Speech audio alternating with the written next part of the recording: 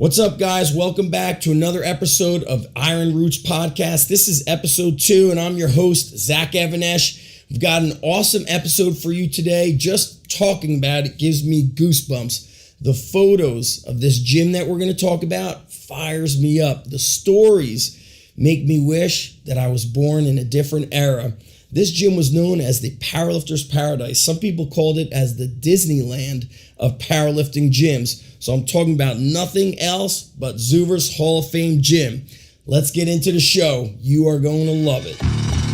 This is Plays Iron Roots, a podcast dedicated to uncovering the strength legends, the training methods, and the stories around physical culture and iron history. I'm your host, Zach Evanesh. Grab yourself a protein shake, chalk up, and prepare to travel back in time through some of the most awe-inspiring stories of iron history. It's go time. Now, when I first heard of Zuver's Hall of Fame gym, I had heard stories of everything in this gym was the biggest, the best, the biggest water fountain, the biggest barbell, the biggest dip bar. So when I did some Google searching and saw the stories and the photos, it blew my mind. And I found out that the owner, the founder, Bob Zuver, was actually part of the original Navy SEAL teams called the UDT, the Underwater Demolition Teams. So Bob was originally from Ohio, but he moved out to California, took his family out to California because he loved bodybuilding. And that's, the dream of going to Southern California is where it was at. So Bob goes out to California. He's got no job. He takes his family and he's a painter. And he settles into the California lifestyle and he begins training out of Bill Pearl's gym. It was called Pearl's Gym. So a little bit after his family's arrival, they moved to an area called Costa Mesa. This is where Bob got the bug to own his own gym, and he converted the garage in the back of their house for the neighborhood kids. This was the official beginning of the world-famous Zuver's Gym in 1960. It was located on 443 Hamilton Street in Costa Mesa. But Bob did not want this to be an ordinary gym. He wanted his gym to be fun, so he described his vision to be the Disney World of gyms. So he began devising clever machines and oddities. So his water fountain was a fire hydrant that looked like it had a fire hose coming out of it. The lat pull down looked like a Ferris wheel. He also had other big equipment in there, such as a barbell that was 2,000 pounds. He had a 1,000 pound blob, and the front of his gym looked like you were going into the animal kingdom. There was a gorilla out front. There was a 600 pound concrete and stone door with a 300 pound dumbbell attached to it. And then out front was Big and Little Zuverman, which was like this huge statue, which I believe now made its trek out to Pennsylvania at a gym called the Brickyard Gym. Out of Zuver's gym came some of the most famous Olympic plates in the world, perhaps the most famous plates in the world, not some of the most famous plates. They went in 50-pound increments because Bob saw some of the guys training getting so strong that they were basically expending too much energy putting on all the 45s. So he created 50, 100, 150, and 200-pound Zuver plates. They're amazing. A pair of Zuver plates recently made the news because they sold for over $4,000, making them the most expensive weights in history. Now, I want to tell you an awesome story that I heard from Dr. Ken that just blew my mind. At one point, I had read that Dr. Ken rented a trailer and lived out behind Zuver's Hall of Fame gym. So there was a trailer behind the house for $30 a month, and he said nothing could have been better. It was a steal of a deal. And Bob Zuver would create all of his own equipment. So check this out. This blows my mind. They said one day they heard about a crash on the freeway. So Bob and Dr. Ken rushed over to pick up the guardrail that got destroyed from the accident. They bring it back to the gym, and then Bob created it into an incline bench. So what I want to do is I want to read you guys a story from one of my favorite old school bodybuilding websites, DaveDraper.com. Dave Draper was a bodybuilder from the golden era, the 50s, the 60s, and just a little bit into the 70s. But his website is filled with awesome information that a lot of strength coaches don't really know about. And whether you're a coach or a lifter, this is a website that you want to really check out. It's super inspiring. So here's a story about Zuver's gym. It says the original Zuver's gym was a large 30 by 100 foot rectangular building that Bob Zuver built in his backyard at his house in Costa Mesa. Now this was the original one, and you're going to hear about how the gym expanded and evolved. The front door was a foot-thick steel and stone contraption. It must have weighed at least a ton or so. A 30-foot gorilla stood out front on what had been the driveway.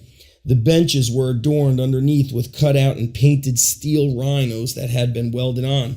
And my guess is that Bob knew how to weld from his time in the UDT teams, having to do probably welding underwater. Little active maintenance was done by Bob or his employees in the gym, so the place was, to be kind, a little bit filthy. For example, on the floor from years of guys doing pullovers and banging their huge weights on the floor at the bottom of the reps, the carpet was no longer there, and the concrete floor actually had holes in it by 3 or 4 inches, exposing the rock and the concrete mixture. They said a jackhammer couldn't have done a better job. Concrete dust was basically sprayed out to the sides for a foot or so around those craters from the heavy weights being dropped on the cement floor.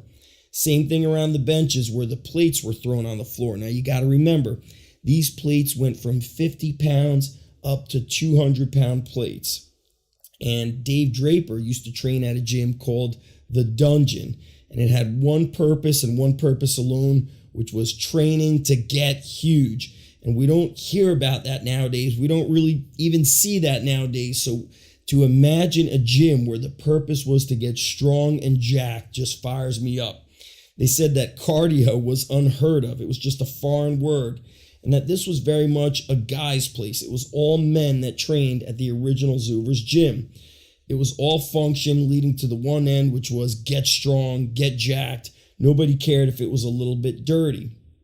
But as Gold's Gym became the mecca for bodybuilding in the 70s, Zuver's was the mecca for powerlifting. Even though guys like Arnold Schwarzenegger and Franco trained there, it was still mostly a place of strength. Said there was a lot of thick guys dressed up in everything from cutoffs and t-shirts to tank tops and overalls.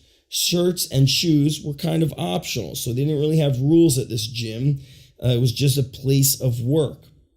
And with Bill's gym, this was another gym in the area, guys sometimes brought their dogs to the gym. So they say it was super, different than the gyms of today. But here's where things changed.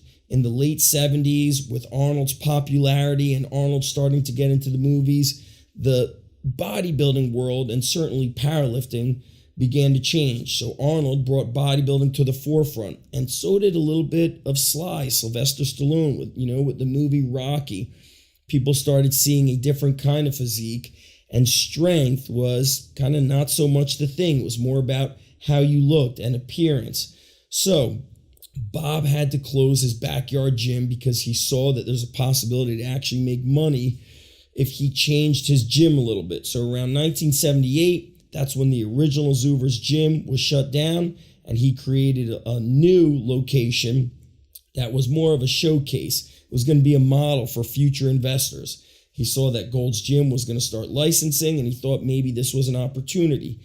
In addition, women's bodybuilding, the early days of the Miss Olympia started coming about with women like Rachel McClish, Corey Everson. So he got this new location, and it was a little bit more fancy. They had mirrors everywhere. It was essentially going to be like a model gym for the Zuver's gym for women. There was rules now. Couldn't dump the weights on the floor. No chalk was allowed. You had to have real workout clothes and shoes required. And there was a similar gleaming facility that was opened up. That was like a separate aerobics area. And so Bob Zuver began to gear up for the licensing, and he made all the equipment in a nearby manufacturing facility. And to this day, there's not too many guys out there, let alone welding, let alone these kind of small mom and pop people making equipment out of like a little fab shop. So this whole thing was basically going to be a springboard, and Joe Weider saw this and wanted to partner up with Bob Zuver. They were going to call it the Weider and Zuver's Gyms. So Joe Weider was very much the entrepreneur. He saw this, he wanted to be a part of it, and things kind of fell through.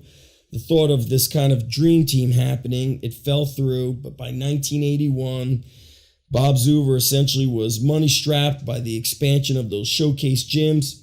He had to shut it down. He sold all his equipment, shut down the gym doors, and that Zuver's Gym became a dry cleaner and then a graphic arts company.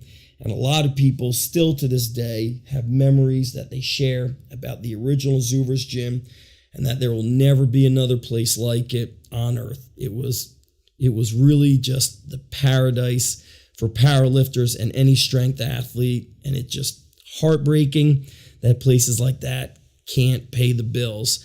So that's it. I hope you guys enjoyed going down this memory lane about Zuver's Hall of Fame gym. I hope I didn't break your heart talking about how the gym went out of business, but it's amazing how the stories and just the aura, like I read about it and listen to myself talking and I get goosebumps. Like I could just feel what it would have been like to be in that gym.